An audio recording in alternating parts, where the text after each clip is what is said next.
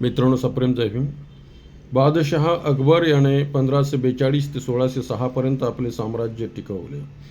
एकट्या बादशहा शहाजहानने 48 युद्ध केले. त्याच्याच वंशातील बहादूर शाह जफर हा अंतिम शासक ठरला. स्मरण असो की मुसलमान शासकांना भारतीय समाजव्यवस्थेबद्दल कोणतीही आस्था व जिज्ञासा नव्हती. नेहमी युद्धात व्यस्त राहिल्यामुळे त्यांना समाजात क्रांती करण्याची वेळ मिळाली नसेल.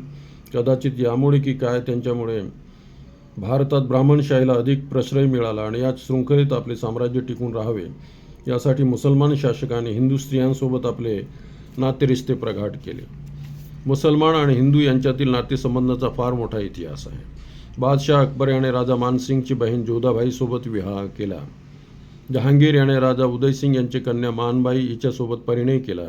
जगन्नाथपुरीचे राजा पुरुषोत्तम दास आणि जगदीश सिंग यांनी आपल्या कन्या जहांगीर याला दिल्या होत्या. शहाजहां हा माणबाईचा पुत्र होता.